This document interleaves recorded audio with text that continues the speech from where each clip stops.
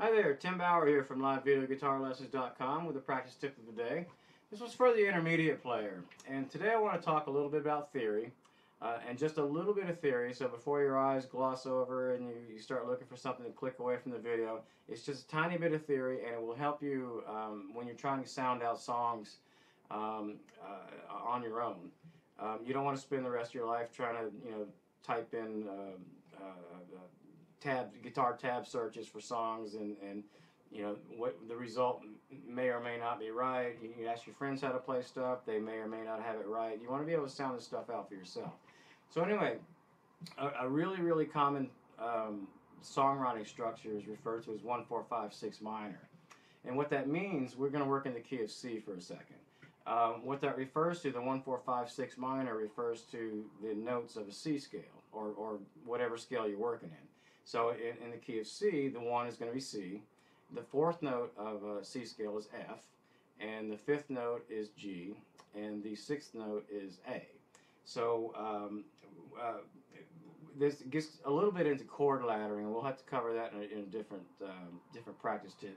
But when you extrapolate all those out into chords, the C is major, the F is major, the G is major, and the A is minor. So the C is 1, 1 is major, 4 is major, 5 is major, 6 is minor.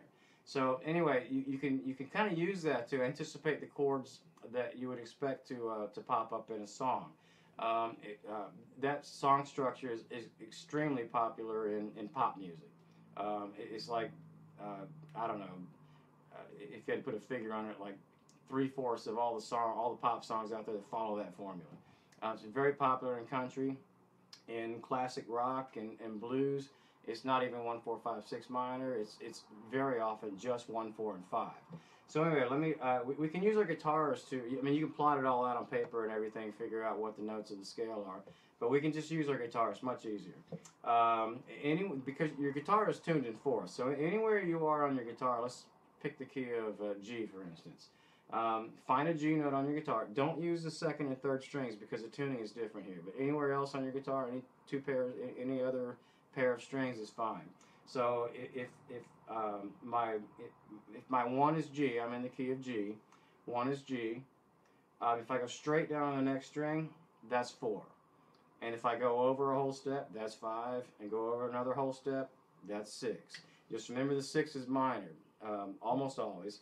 It doesn't have to be, but that's the formula, and it's extremely common. So anyway, if I'm in the key of G, I get G chords. I just extrapolate these notes. I identify the notes and extrapolate them out into full chords. So I get G chords, I get C chords, I get D chords, and I get E minor chords. All right, and that's why you end up with so many songs just doing those 4 chords. And it's not always in that order. As a matter of fact, it's usually a jumbled order. So you get a lot of stuff like, and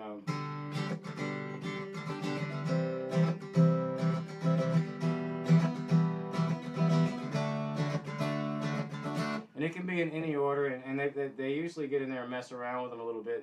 Instead of playing C, they'll play C add 9. Instead of playing E minor, you can play E minor 7. You can kind of mess around with it, but the basic formula is there.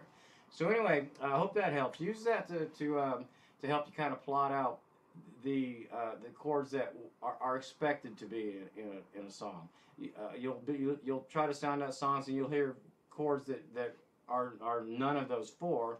And then you just kind of have to figure out what those are. And there's another technique. There are other chords that belong in there based on chord laddering. Like I say, we'll cover that later. But that 1-4-5-6 minor will take you through many of the chords in many of the songs that are out there. So anyway, thanks for tuning in. Tune in tomorrow for another practice tip.